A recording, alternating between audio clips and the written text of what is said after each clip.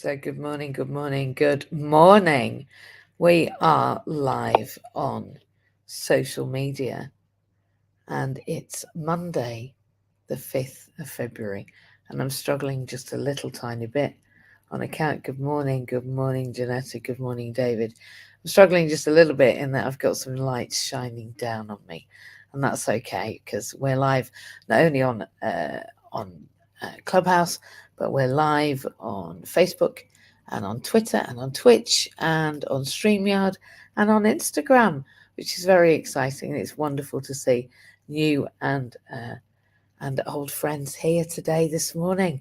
Good morning, good morning, good morning. Just raise your hand if you are one of my moderators. Good morning, Jew. Good morning, Alexia. I will just invite you up.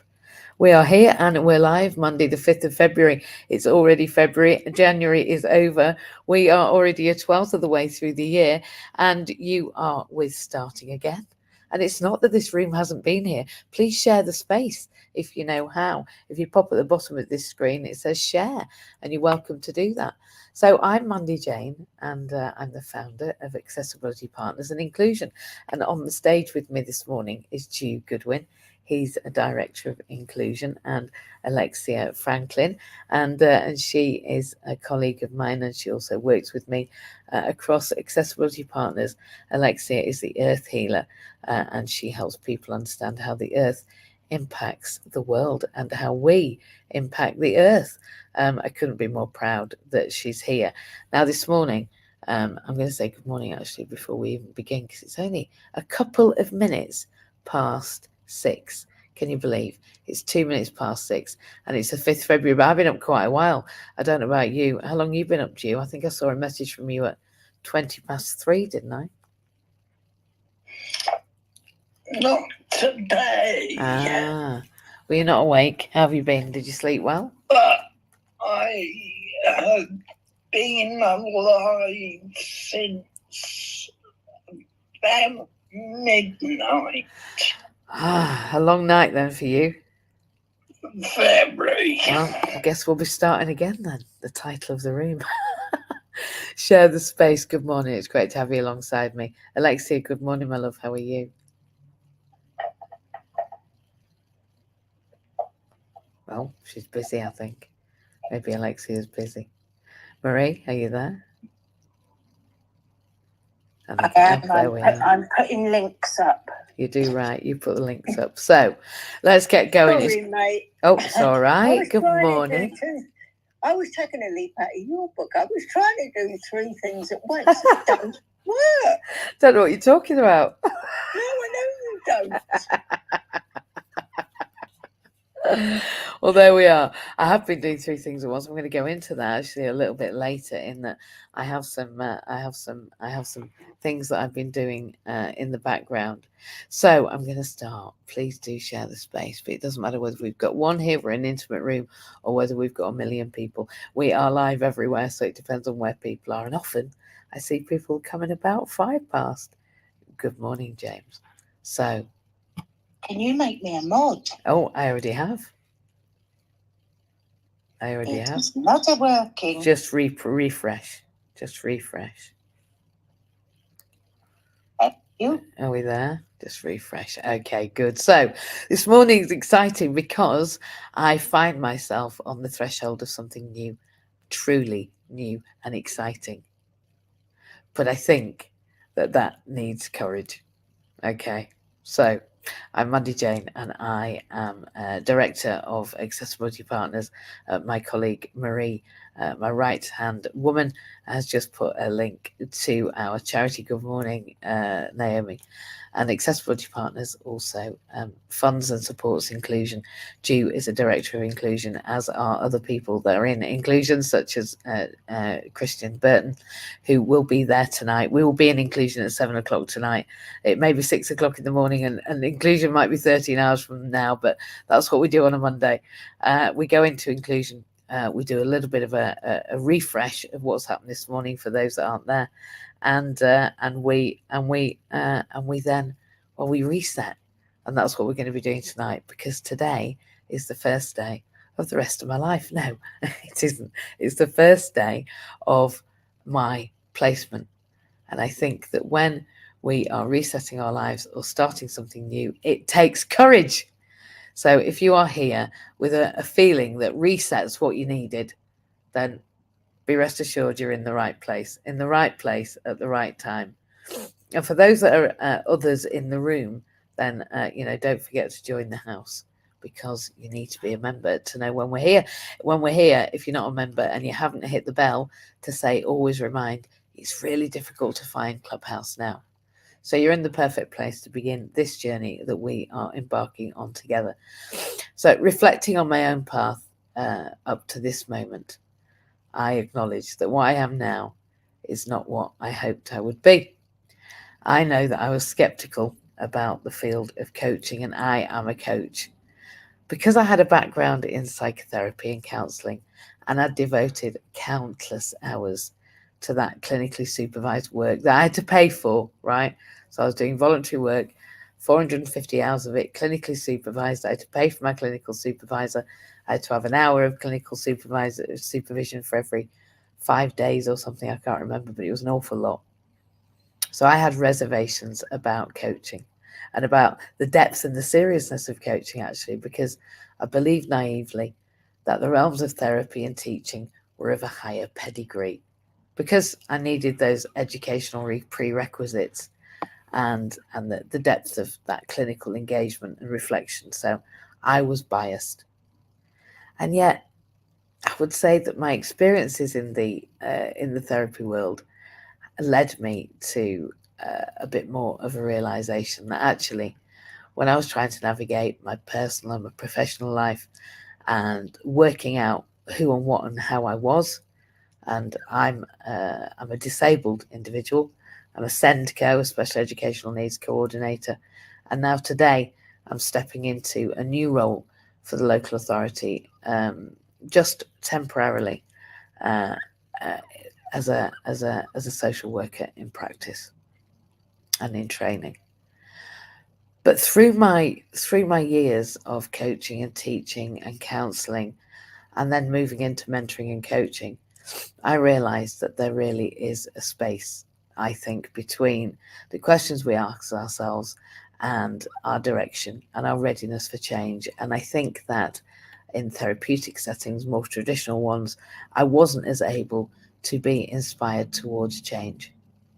But I also think that when we are aspiring to change, and I am today, new placement, new role, new environment, I've realized that instead of armoring up, instead of putting on a brave face, instead of putting a gap between me and those that I am meeting, I realized that vulnerability and courage in that vulnerability to engage in our messiness in that pursuit of growth is the most important thing.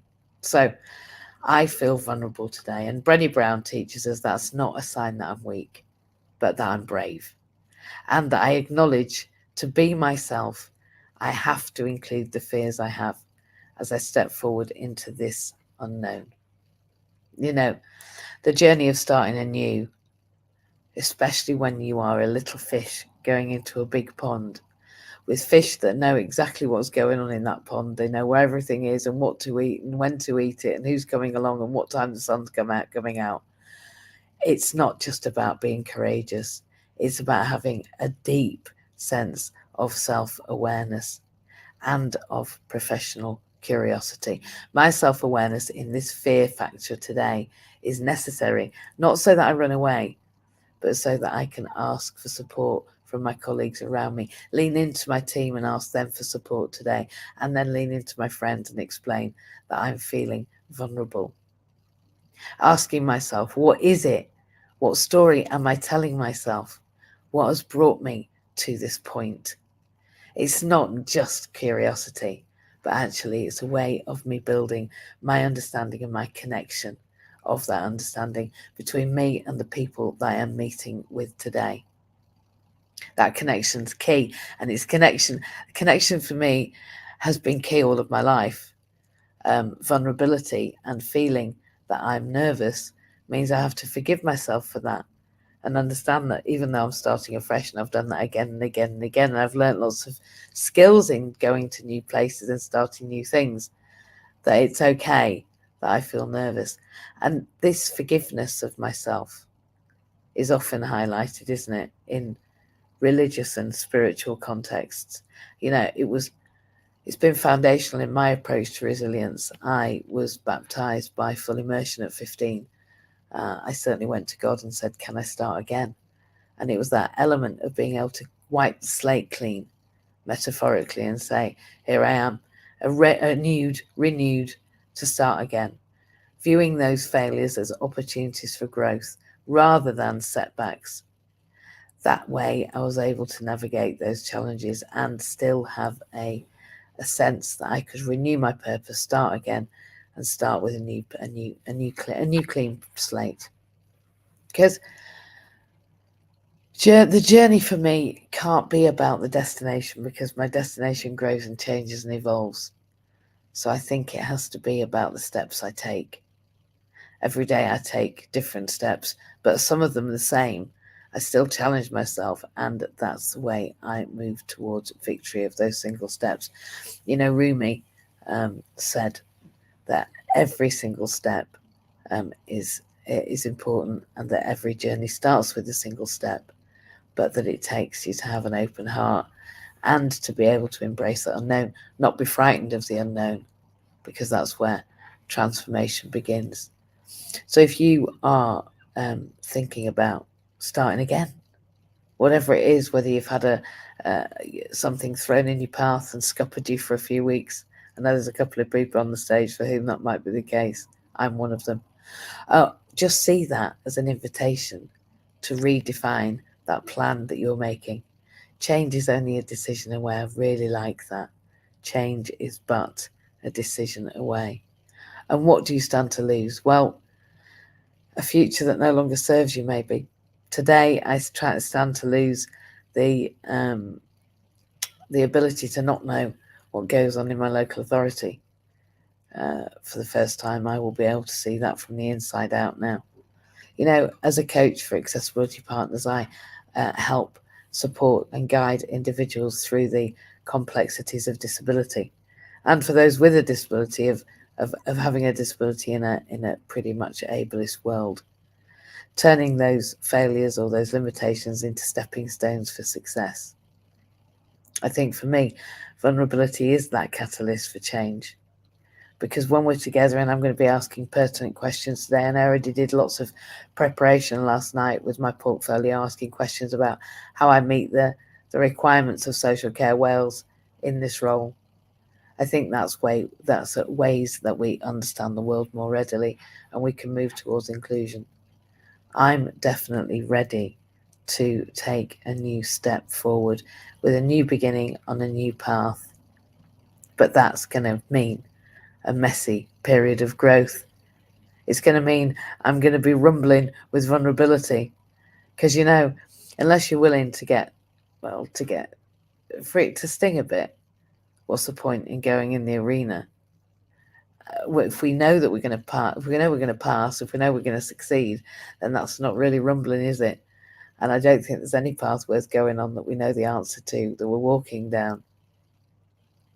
I feel that failure is a pathway to success.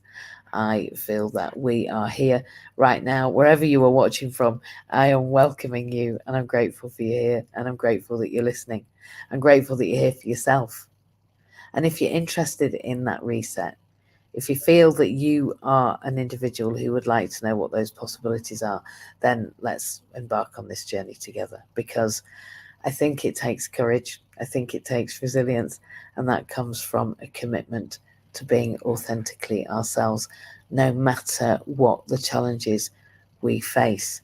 I am really grateful that people are showing up today, and that you're willing to even walk alongside me metaphorically on this journey. Connecting with new people every day, I'm fascinated. And every day I wake up with a renewed sense of a reset, of a refresh, of a new start, of a knowledge that my God of my understanding loves me right here, right now, just exactly the way I am, knowing that I am willing to learn. I think our vulnerability is our greatest strength, and our failure is our most profound learning experience. Before I tell you a story, I want you to ponder some questions. What has brought you to this point in your life? It's a question I'm going to be asking myself when I meet every new individual that I support and every new user group in the next few months. How did we get here? And how do you and yours and I perceive the word failure? What is failure except success turned upside down? And how has this shaped your journey, your understanding of failure, your embracing of failure, your embracing your vulnerabilities? What ways maybe can embracing that vulnerability transform your life, my life? And what does starting anew mean for you today? What areas of your life are you looking to reset? And for me, a very important one is how can we collectively, and Alexia will agree with me on this one, contribute to building a more inclusive and empathetic world? You know, those reflections on those questions are going to be the guiding light on this path today. And I know we're going to be exploring those answers together. I want you to hold an openness, a curiosity, and a readiness for that growth. But in the meantime, I'm going to talk to you about the keep trying starfish.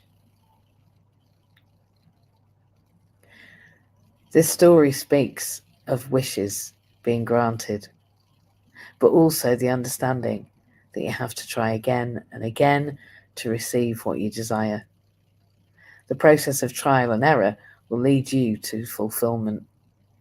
There's a story of a young maiden who prayed and prayed to the stars to heal her so she could fully serve her purpose. She tried everything, well, nearly everything, but failed to ever feel whole. One day, the young maiden received a starfish from the stars. She thought to herself, "This must be what will heal me." The young maiden inspected the starfish, sang to the starfish. She danced with the starfish in the hopes that that would heal her. But nothing happened. As a last resort, she took a small bite from the starfish's arm. Still nothing happened. The young maiden cried out to the stars and cursed them for her inability to be healed. She fell to her knees and begrudgingly threw the starfish into the pond before her. As she wept in despair, her gaze fell upon the starfish subtly moving in the waters. As she watched it regrow the arm she had taken a bite of, the medicine of the starfish was revealed to her. It was at this very moment she had a deep expansion of consciousness. By witnessing the starfish regenerate, she understood the message from the stars. She could heal herself. The ability to do this was not outside of herself, it was always within. This was when the young maiden began to heal. So whether you're healing, manifesting, or creating a meaningful relationship, the starfish's medicine is to keep trying. Understand that all you deem to be failures lead you closer to the right action, If the young maiden didn't take multiple approaches, she would never have been led to the answer that lies between. So keep on trying. And back to those questions, thank you for being here. What has brought you to this point? How has failure shaped your journey? What are the ways embracing vulnerability? In what ways can embracing vulnerability transform your life? And what areas are you starting to reset? And how collectively can we make a more inclusive and empathetic world? There are lots of stories, but I think if we think about the starfish story, try this way, that way, and this way, and then when there is a way, you usually find it wasn't about anything else except that which we had all the time within. I am on the threshold of something truly new and exciting. It's going to take courage. It always does. This takes courage. Being me takes courage. But reflecting on my path is important in order to find that courage. And being with you, being vulnerable right here, right now, being live on social media as we are, being here in Clubhouse in MJ's house at 6 o'clock on a Monday morning, it really is a very freeing affair. And I won't be going on until 7 because we know where we go at 7 o'clock for those that do join us there. And for others, we have other rooms that we go to. So I won't keep you all till 7 because I quite like to pack my bag for college about 1:45. So we're going to carry on until 6:45 and then I'm going to pack for college. I'm going to pack my bag for work. I'm not at college, am I? It's a new beginning, an exciting start. So good morning, Jew. Good morning. How are you? Have you ever started again?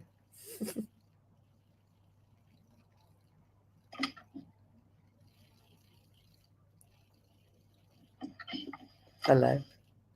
I think I'm in the process of doing that. Quite timely, isn't it, really? Just learning how. That's it. I think that's the whole point, isn't it? But we learn how. Yeah, Do you think you've been learning the last couple of years? definitely. Well, it's funny when you said about that because I had 3 cards this morning. There's always the present card, the immediate past, and the immediate future. Because that's what we do, right? And one of them was, of course, the keep on trying. But the one that's the immediate future is the 6 dragons card, which that I'm in Wales, right? Yeah. And this card says action leads to success. And I think that it says work diligently and don't expect an immediate reward. Dragon does not focus on fantasies of future possibilities, but acts in the now. Disciplined persistence is required. Do the work, but don't focus on how the outcome will manifest. Do the work, and life will guide you. And I do think that for me, I have to with this long journey ahead, and you've got a long journey ahead too. It's not easy. We've never said it will be. Access to work are here, but it's going to be, it's going to be a slog. I think we have to focus on the process rather than the outcome, because I think then the outcomes will take care of themselves. But it's too big to look at the outcomes, I think, don't you? Yeah. But each step, a bit like eating that frog first thing in the morning, that's doable, isn't it? Wake up and tackle this day. Well, I had a bonus yesterday. Did you? I met my daughter. Oh, that's fantastic news. Did you meet her outside or did she come to you? Outside. Yay! Where did you go? Anywhere nice? For a Starbucks coffee. Oh, that's fantastic. And how is she?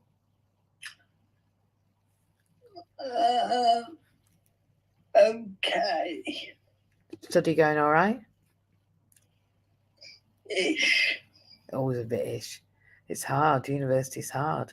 There's 2 ladies on this stage that will tell you how challenging university is. So at least you know how challenging it is, don't you? As does my daughter, because she's dropped out for the time being. That happens to the best of us. I ran away from my A-level. Trying to get back into another one. Fantastic. In student finance, they always give you a free term. You've got 4.3 terms of 4.3 years of funding, and the 0.3 years of funding. And for that first term, when you get on the wrong course and you realise you're at the wrong university doing the wrong course in the wrong way, and you need to reset, right? Yeah. You don't even pay it. if you don't complete that term, then student finance can get paid back if there's mitigating circumstances. So I'm glad you've told me, because with a short letter, she can get her fees back. So we'll help her with that if you'd like us to, if she wants us to, June. I shall mention it. It's a few £1,000s money back. It's always nice to have £3,000 back rather than give it away, isn't it? Yes. And it also means she won't have a loan for it as well. So we just need a mitigating circumstances letter, and I'm sure that she's got some mitigating circumstances. Her dad's in a care facility for the elderly, isn't he? Yes. So I reckon explaining that will probably explain why she's had a faltered start this time. But of course, she's just one step away from success, a change of a course. Now she knows what university's like, she can make a choice, can't she? Well, it was the avalanche of work combined with an avalanche of work that she couldn't deal with. It's a new way of learning and a new way of being. You have to really compartmentalize your time and focus on what you've got to focus on, to all of the distraction being eradicated. It's a challenge, HE. It really is. It's a process, but it's very easy to just see the mass of all the work and then become overwhelmed rather than, each step, as we've talked about this morning. It's very easy for that to happen. But like I say, that's why that 0.3 years funding is there, for her to have that faltered start. So maybe we could maybe she wants to get in touch anyway. The offer's there, so you know that she can apply for that money back. Thanks, MJ. Oh, you're welcome. I'm glad you met her. That's fantastic news. Did it feel good? It felt fantastic. Oh, I feel so happy for you. Absolutely fantastic. Is she looking well? Yeah. Yeah. Oh, good. I'm glad you had a nice time out, and I'm glad you saw her. It's great. Whatever she's doing, right? She's journeying towards the next bit. Yeah. Remember, she could be as young as Alexia and go to university. She's got ages. I didn't mention that to her. You've got till you're a million. Not that brave. You could go to university, see? It's never too late, is it? It's never too late. Thank you, Ju. It's great that you are next to me, and thank you for listening to my assignment the night before last. It's always nice to teach you about things, particularly things like I've been learning, because it's all very useful. I think when you hear it, it's like two sides of the same coin. You're hearing me learn about serving individuals like you and me. I'm learning how to provide services for myself, which is always useful. Alexia, a journey starts with a single step, doesn't it? Oh, it sure does. And I think the important thing for people to realise on that is it's always going to change. Always. I couldn't have had a bigger change in my life than taking on the thing that I originally, and I'm going to say it, hated the most, which was putting pen to paper. So what am I doing in university? What has that got to do with being the earth healer? It's knowledge. It's about understanding me and understanding the world in a different way, and finding different ways to use what we learn, what we know works, and not to be afraid that sometimes what we do doesn't work. The last month back at university has been a tough one for me. I've really struggled with it. Of course. It doesn't make any difference whether you're 23 and going to university or whether you're nearer 70 and going to university. Those feelings don't change. I wrote about that actually yesterday to Mandela and the children, that we do have challenges, and in the time we've been helping Mandela, I think that's last week was the fourth week that I actually missed writing to the children. I didn't go into detail and explain why I hadn't written, because some of the younger children would find that too hard. Just to the point that as adults, we struggle as well. Absolutely, we do. And it doesn't change. We go through stages of buoyancy and stages of not so buoyant. Don't be afraid of it. Take it on and enjoy it. Because the next day, the next week, it's going to change. My life has changed so much since we met, but my physical health has changed, not in a way I would necessarily want or like. I have to find ways to adapt. You weren't always in a wheelchair, No. but you have to accept that that's the way things are now. It doesn't mean life stops. It means we change and do things in a different way. That's why I talk about the planet, because the planet's where we start, it's where we go back to. Everything we have comes from it. Everything you eat, you use, you do, it's part of that planet. It goes back to it. So that's how the Earth Healer came into being, was bringing those connections together, because we're always stronger together. So if you really want to do something for yourself and something for those around you, look after where you live. Don't leave the rubbish on the ground. It doesn't matter who put it there. If you lead by example, things change. I've had that proved to me so many times in my life. Now I can't write a book. Now I can't write people's names down. Yeah, I'm severely dyslexic. You just tell someone, they'll spell you out their name if I can't spell it. Absolutely. I use the Alexa. Alexa, do it slowly, because I can't do it when you read it out that quickly. There she goes, you see. So, Alexa, stop. No, can be adapted. So how do you need to adapt your life? And I'm done speaking.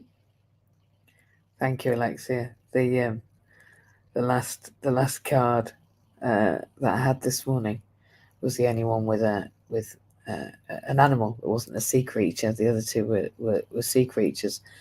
It was a seahorse on the action leads to success, and it was a starfish on the keep trying. But on the middle one, which actually feeds into what you were just talking about, is entitled the antelope, which is shake, release, heal, and move on. It talks about the fact that animals learn when they're frightened. They know to stand still and dispel the trauma that they're experiencing by shaking. It's the physiological response to get rid of the energy, but not to be stopped by that fear, not to be like a rabbit in headlights, but to move, and that movement, that letting go of the resistance, is what will help us overcome those current obstacles. So, the university bit. The bit about this morning about the fact that it's new to me. I've never done this borough. I've never parked this place. I've never been here. I don't know what the day looks like. I don't know what it looks like. It's not a case of just, there will be a period of standing still, of being shocked, of being startled, but I can discharge that energy and move on, and so can you through this. Well, I send some of my energy to you and everyone that's in this room. Thank you, Alexia. The power of that changes what is around you. It does. When you change your perspective, the things around you change, don't they? It's so powerful. It is. I wish I could find the original note that I wrote when I was turning my life around, saying I wanted to meet a friend who was younger than me, who could do the jobs I can't do. You did. I've got him. You have. You have. Absolutely everything that we wish for, we manifest in whether it's good or bad, right? We bring to us what we bring into our thoughts. I truly believe that. I truly believe. I remember when you labelled yourself the Earth Healer. I remember that. I remember that. I remember those. It's been 3 years. I can't believe it's been 3 years, Alexia. But I also had to remember and to be a little bit more humble with it, because my background as a Scot with red hair make me rather fiery, which may be why you and I hit it off so well. But that can irritate people. So I have to remember, I'm going to say try, because it is always a challenge when you want things to change, to keep that humility there as well. That's right. Because it only helps me, it helps the world. It does. Vulnerability is the strength, I feel. I think that all that trying to hide myself and be strong and big and brave and tough, don't get me wrong, doing it's the doing it. But I don't think we need to do it when it's perfect. I think we need to do it when it's time, which is now. That's what I think. And I think that's the irony. I used to think I had to wait until I got it right. Well, it's the opposite. I got to do it now and then I get better. That's the irony. I didn't want to put myself out on social media, right? Because what if I look funny? What if I talk funny? What if I stumbled over my words? Well, good on me, because I need to lean into that and enjoy it and do it. And the more I hear it, the more mistakes I make, the more I can do it. I've tried it all, and it doesn't make an iota of difference. If you go back and look at some of the TV presenters, and there was a program last night showing some clips of presenters with animals. You can't predict how it's going to happen. And it was one with Esther Ransom where they let all the dogs loose on the studio. She didn't know which way to look when one of the dogs was putting its leg on the plant. She said the plant was never quite the same again. That's the funniest bit. I think they're the best bits of TV are the outtakes. That's the thing. If they were never there, we could never watch them and they would never have the memories of them, right? Yeah, I think outtakes should be intakes, but there we are. I just want to say happy, amazing, incredible club anniversary to Hussein. It's great to see you, and it's great to see that you've got one. I'm guessing it's number 3. I think it'll be number 3, but it'll be amazing if it is. It's lovely to see you. And it's great to see everybody here.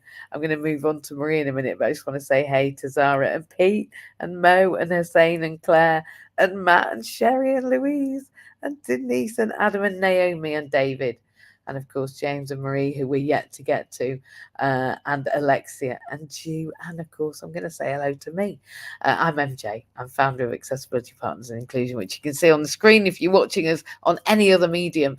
We're on Facebook, we're on LinkedIn, we're on Twitter, we're on Twitch, we are on YouTube, and we're on Instagram, and we're here on Clubhouse. We're everywhere. We literally are everywhere, concurrently, everywhere, all the time. Everything, everywhere, all the time. And we're talking about resetting, restarting. I'm starting placement this morning, and I've talked about the vulnerability of showing up, whether or not you know you're going to lose or win, because that's vulnerability, when you know that you might not make it, or it might sting, or you could get a little bit bruised or a little bit battered in the ring. You know, Brené Brown is one of my absolute heroes. And she says, you know, if you show up because you know you're going to win, it's not really showing up to rumble with that vulnerability, as it is more showing up to showboat. And that isn't really for me. I am looking forward to showing up, being who I am, asking some pertinent questions, leaning into my team and asking them to help me understand an arena I have yet to experience. And I think that Marie and James probably can feed into that. I'm just wondering, how is it for you for reset? Are you in a reset? Have you reset before? How are you, Marie? What do you want to share today? Are you there? Yeah, lovely. My life's been a constant reset. When I sit and think about it, and I was sitting here thinking about it today. And, you know, I've just kept moving forward despite myself. And that's been the rub of it, actually, is because I can tell myself some crazy sort of stuff. Do you know what I mean? Like, I can catastrophize situations. I can make situations much bigger than they need to be. I understand the patterns in my life now around drama and all that sort of stuff. And of course, vulnerability is massive, isn't it? Because none of us actually really want to lean into it. And I thought this morning, MJ was spicy this morning. What's actually going on? And it's not until we hear that actually, you're on a 100-day placement, and that's massive for you because you're having to let go of your baby. There you go. It is your baby because, this has been your life's work. This isn't, something that's just happened over the last 2 years. It's been your whole entire life's work. And I know how passionate you are about this.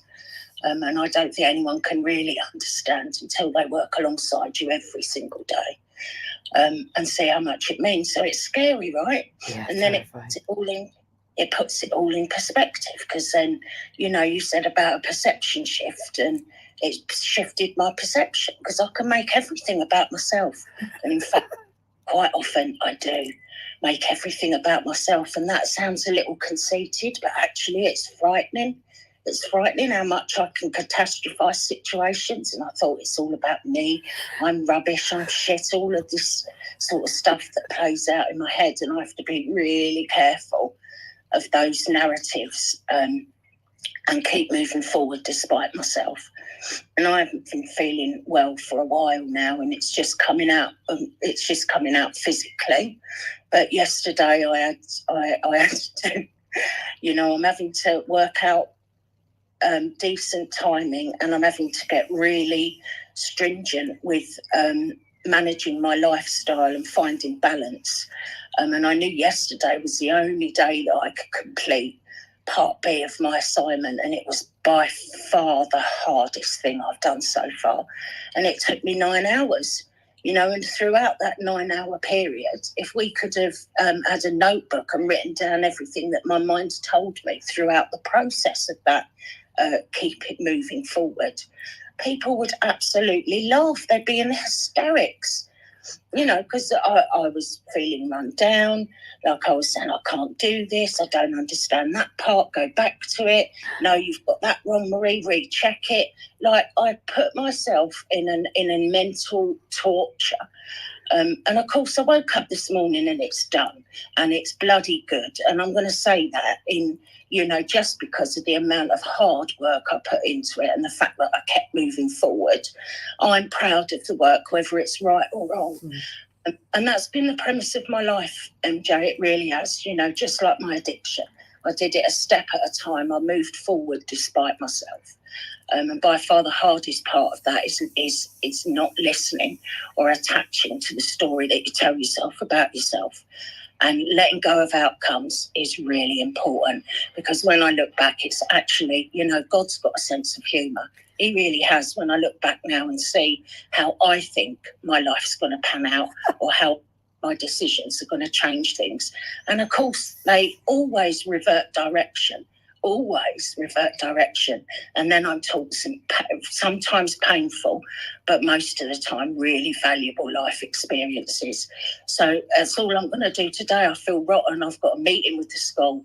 I'm taking Jack out of school. I'm up with Kent County Council Board today, and I'm ready, and so is Jack ready. And we're just going to keep moving forward.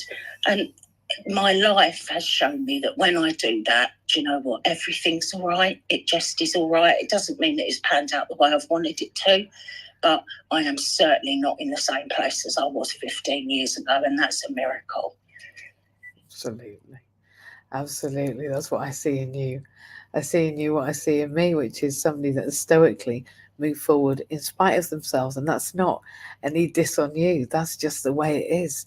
We all get in our own way. I mean, get out of my own way is the hardest thing I've ever done. Is for me to get out of my own way. I used to believe it was about other people getting out of my way, and actually it isn't. It's about me getting out of my own way, because those stories that I told myself, or still tell myself, that still enter my head, they happen when I meditate, right? I hear that, you've got to do this, there's only that, don't forget that, you haven't got time to do this, you really ought. All of those, again and again, the rhetoric of our daily experiencing. And yet, like you, in those 9 hours, when I really just put the metal to the pedal, and I just get my head down.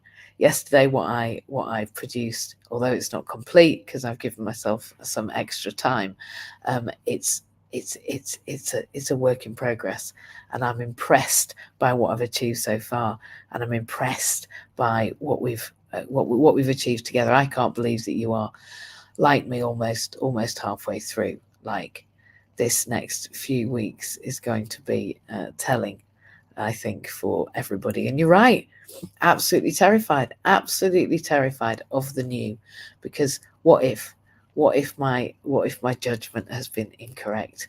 What if my timing hasn't been good enough? What if is I will change my mind and change my direction and do something differently again, because this too will pass. Whether it's good, bad, or indifferent, it will pass. And whatever we're doing today isn't what we're going to be doing tomorrow. But I know my intentions, right? My intentions are to bring into existence the idea that everybody has a space at the table, a place at the table, a right to turn up, and an opportunity to feed in. And that's what I want to hope to develop in these next weeks, are people's voices and their capacity to speak up for themselves authentically and vulnerably where it's necessary, and to lean into each other.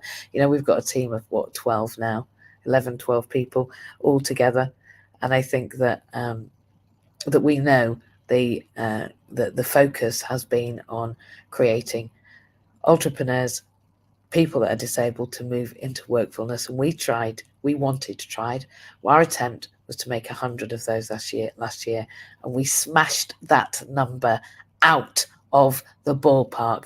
Never could I have imagined, when I said to Father Christmas 14 months ago, that would have been smashed out of the ballpark as easily as it was. So that unimaginable number is now doubled and more. So Marie, you are definitely somebody that's going to be alongside me as we smash those narratives, as we move forward and change who and what and how we are, because where we are is not who we are. We know that, and we know that we're going towards an us that is just more palatable, right? It's just easier to live with. I want it to be easy to live with myself. I want to look at myself and say, when I say I'm going to do something, I do it. When I say I'm going to show up, I'm there. When I make a new change, I'll turn up even if it gets down and dirty, because I'm in for the process, not for the outcome. I'm in for who and how I become through that, not for the thing that I get, not the shiny trophy at the end, because I don't think there is a shiny trophy. I think there's only each other. It's great to see everybody that's here this morning. You're in MJ's house, and we are starting again, not because we stopped, but just because I've got the opportunity to start again and again and again and again. I am the head of service for Accessibility Partners, and we exist to help the 1 in 5, that's 26.4 of us, who go to work with a disability, or those that want to go to work with a disability. For those of you that don't know how to do that, or maybe you've got a loved one that doesn't know how to do that, you need to come along to us. And the website is flashing along the bottom of this screen. We also have inclusion, and we're there tonight. Inclusion has the Disabled Entrepreneurs Club, and that is aimed to create one disabled entrepreneur at a time. We need £10,000 each for each one of them. That's what they cost to make, and that means that the government can't bar them from access to work for 5 years, which is what happens if they don't make that minimum income guarantee. That 10 grand gives them the equivalent of our 3 months coaching until access to work come. It takes 12 weeks for them to come, and we hold hands until access to work are here, and then we hold hands with them and help you through that process, help individuals through the process. We'll be creating hundreds of those, but our first one is yet to be crowned, and we are only a few £100s off. If you can make a donation, please do go to the link at the top of this room, or the link above at the bottom of this screen. So either way, you can go along. Let me just put the right link. There we go. The right link is now flying across the bottom of this screen, not our connection to access to work, but our connection to the Entrepreneurs Club. So if you want to go to that GoFundMe, you will help us crown that disabled entrepreneur and move forward to a new tomorrow, where everybody has got equal right to start a business, to be in business, to be self-employed, to pay taxes, and to contribute to this society. And that's what you're about to do again, isn't it, James? How are you? How's your neck? Yeah, good morning. What a beautiful room. Well, my neck's Well, it's.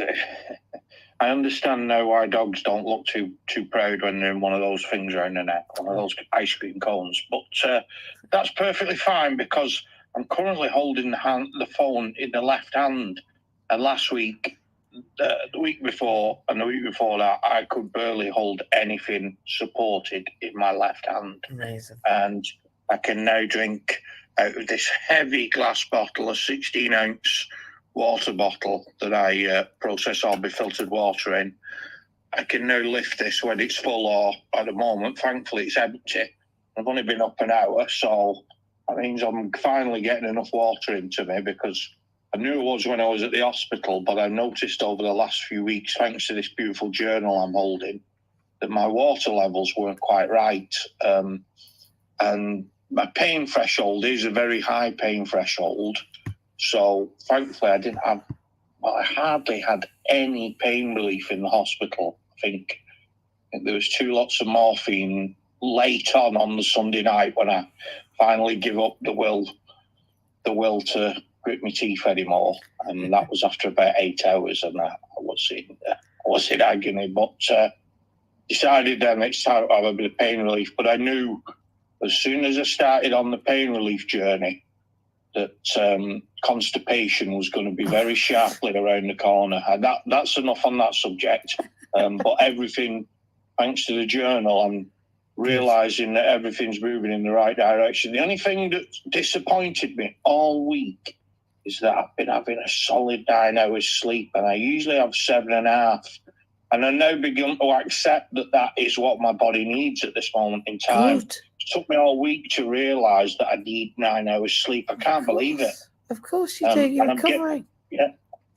That's how you heal, isn't it? Anyway, I've accepted it now because, as I say, and I love what you said before. I'm going to have to put the replays on with the rummy, because I've got one of my favourite signs here, and it's raise your words, not your voice.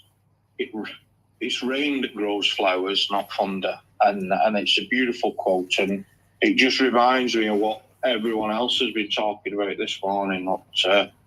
And thankfully, one of the things that I do keep saying to myself is what I've learned from Julian. Really is all the P's. I am progressing, and that's perfectly fine, as I like to say. So it's.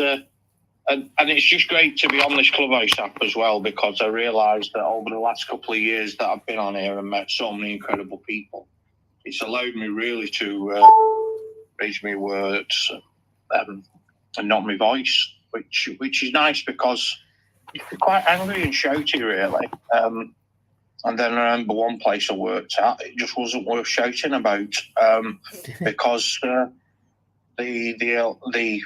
what was that? That machine, I can't remember the name of that machine that answers back at you. But anyway, it doesn't answer back at me anymore from there, because I've got to take it out of the box here and wire it up in the kitchen so I can time my cooking a little bit better, because it is a lovely piece of technology, and I'm going to get that wired up in the next few days. And that was a Christmas gift off my sister 2 years ago that I was like, oh, it'll not work with my Wi-Fi in here, but all my technology other than my phone is working quite well at the moment, which is nice. So hopefully something else will turn up pretty soon, I would imagine, once some other people catch up with our amazing group of people. That's right. And that would be really very nice. It will. And we're moving there. We are, James. Thank you so much for being here every single week. And I hear you. I hear you move forward. I hear we've all grown. We are 5 minutes from the top of the hour. You've been in MJ's house again. We've been starting again. Sound like a Teletubby. And we will be in inclusion at 7 o'clock tonight. I'm on placement this morning. I'm going to be starting again on a new job. And my team will be starting again, because, the stages of forming mean that there's a change ahead. And that means they're going to be resettling into a new way. And I am very grateful to them, because without them, I wouldn't be able to do what I'm doing today. And without each of you, I wouldn't be doing what we've done today. I am grateful to you for helping me move on and move through my vulnerability into what is, well, just starting again. And as Hussein said in the chat, every day is a possibility to start again. That's all we've got. change is the only constant. And so I am grateful to all of you for my capacity to start again with you every day in a new way, leaning into that vulnerability, being able to rumble with what is a not a foregone conclusion. I don't know how this is going to go, and as such, it's exciting. That's the stuff that life is made of, right? And I'm grateful to all of you that have reached out. If you don't know what we do, please do reach out. You can get a Zoom with me or one of my team. If you want just a half an hour catch up and just to talk, then I have some Saturday morning slots that you can book into. For those of you that have offered your time and help for us in inclusion, certainly with our new ventures as we head towards the Disability Expo and our event in Cardiff on the 29th of March. If you want to know about any of those events, those happenings, those exciting times, please do get in touch with one of the moderators here. Marie is always up for a message, and so am I. Let us know, and we will be with you with that information. Our plans are growing and evolving, and they're very exciting. So yes, I'm looking forward to all of our events, and I will see you all in MJ's house next Monday at the same time, in inclusion at 7 o'clock tonight, and always on a Saturday morning. We are in Belonging in Business at 8 o'clock.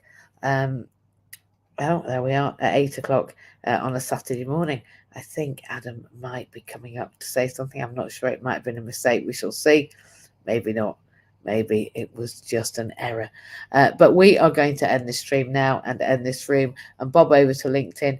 I will be over there for Mindset Monday with my coach, Pete Cohen, who I always enjoy shooting the breeze with as I am going on my merry way to my placement. Have a great day, everybody. I hope today is, well, just epic for you. Have a great day and go out there and eat that frog. Take care, everyone. Bye-bye.